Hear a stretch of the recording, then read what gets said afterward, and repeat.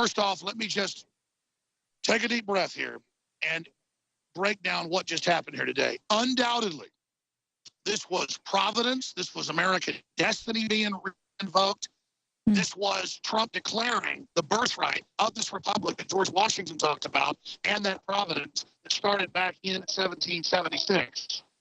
He invoked it. It was so historical, and I knew they were going to invoke it. It just came into my mind, and I knew, even though he hasn't given the speech, and I haven't talked to Trump about this, I knew what was about to happen, and I said, I've got a tweet that they're going to re-invoke the birthright. I can just feel it, because that's really what this is. And then the media was asking me, even the New York Times had seen the tweet, they said, did you talk to Trump? How did you know it wasn't a speech nobody else did? And I said, no, this is Americana. Do you understand? We're reading the same book. It's the same spirit. So I will tell them when I've talked about with Trump, the spirit of America. Can you feel it rising? Trump feels it. He knows it. He loves it. He wants to serve the people and empower the people and have America be incredibly wealthy again and empower the globe. Back when we had 50% of the world's wealth just 30 years ago, we were sending more money to countries than we are now and more industry. Now all we send is corporate globalists or monopoly men. They do not want us to be prosperous. And so the message we heard in this speech has been my message for over a decade. I mean, longer than that. But this is Americanism versus globalism. So Trump isn't reading from my sheet of music. It's the sheet of music that's reality. And that's why it's so similar to what I say on the show than what you hear Trump say later. Okay, and yes, Trump obviously does listen to the show. He told me. But let's just move past all that. What really matters here is that the people are so awake. I mean, I'm not kidding. Every second person I walk by is a listener. I mean, it is blowing my mind. You've seen the live feeds. The amount of young people, the amount of teenagers that are listeners. This is indicative of the huge, incredible awakening that is happening on a planetary scale, not just here. So make no mistake, this revolution against globalism is something that belongs to the people. And Trump said that. This revolution is about you. You are what empowers it. You are the future. And we're going to get out of your way and let you have your destiny, have your dreams. And we understand America's special in that destiny, and that as America goes, the rest of the world goes. Washington envisioned all of this in his farewell address. He saw all this in Providence, in a vision. And now it's all come true. The enemy knew that. So that's why they always invoke the occult. Don't talk about God or Christ. Don't talk about Providence.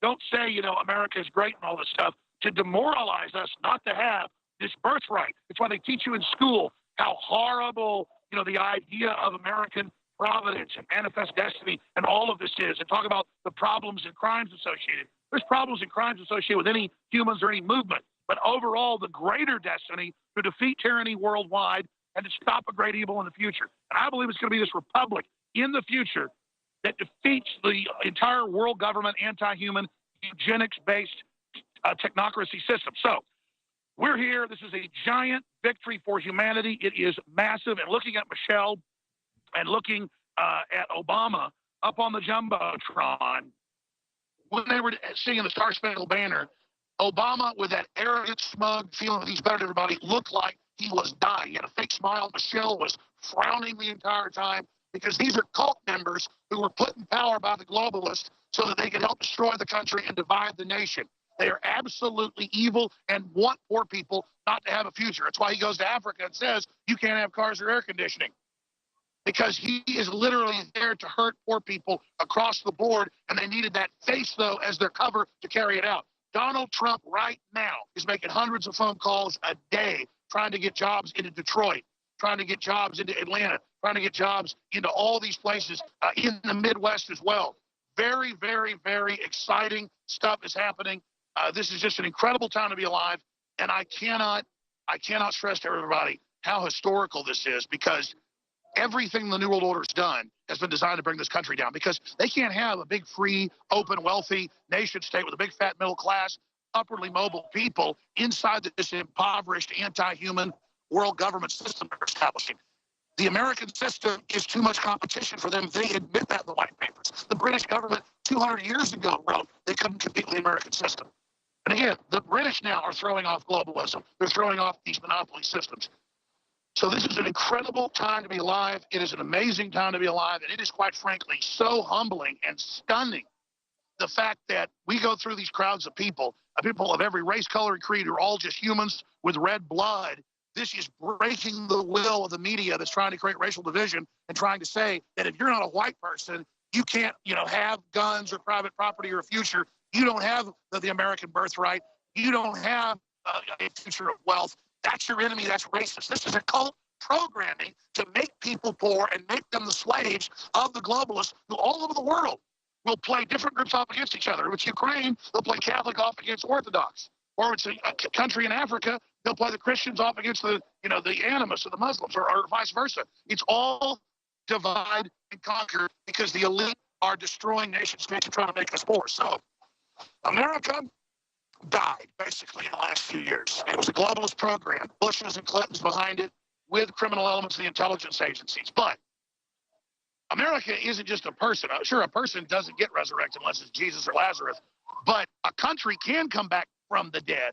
And America began to come back from the dead in the last few months and now has come back to life. The phoenix is coming up right now.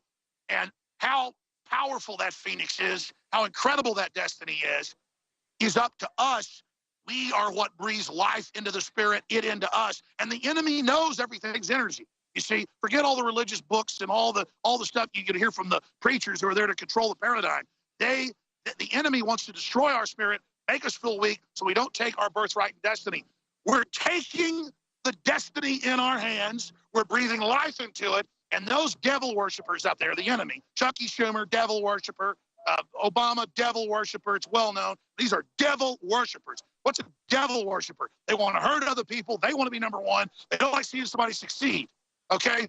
What's somebody that wants prosperity and renaissance? They want wealth, a cornucopia. They're not jealous of somebody that's got a big house or a good-looking wife or vice versa. As long as you don't take something from me, I think your success is great. These people are devil worshipers, and what happened today was the chief executive invited God back in and said, the door's open, and then said to the people, the door's open now to you. If you want this birthright, if you want goodness, we've all got to be good. We've got to come together. And we've got to, whether you're black-haired white people, if you're white-haired black people, whatever, we got to come together about issues that we stand for, what we believe in, and transcend all the control. The media pushed way too hard with all the race garbage. Now they're saying he's a Russian spy. Now they're saying they've got communiques with him and the Russians. And that literally now he tells, it's not just Maxine Waters, it's the New York Times now says that Putin actually told him Hillary was crooked. That's right, America. You can't have your own ideas. You can't have a strong leader. The Russians are the reason Trump got elected. And everything comes from the Russians. Everybody knows that's BS. Nothing against the Russians, but America invents a lot of stuff too. We come up with a lot of stuff. Yeah, I mean, give me a break.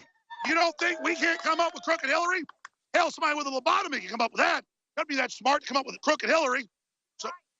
So this is history happening right now. I want to skip this network break and David Knight and the Crooked Poppy whenever they want here. But I'm going to go get settled down in an office and just take a shower or something and just get on my knees and pray to God. I'll be honest with you. I want to get in a room by myself and hit my knees and start crying because this is so good. But I'm telling you, man, the evil's going to strike back. We got to be watching them. We got to be ready. But we know who they are. We know their plan. And I got to say it. It's been InfoWars. It's been InfoWars and you, the people. And our analysis has led the way as the blueprint battle plan to blow the hell out of them. I'll tell you, people always want me to take credit. I'm a humble person, but we need to take credit just to know what we're doing is working. InfoWars and our guests and myself and you, the listeners, the eyes and ears on the ground, and Matt Drudge and all of us together are the InfoWar. We are the blueprint and the operating system that just kicked the New World Order's ass. We got it. It's America 2.0, supercharged, ready, coming, committed.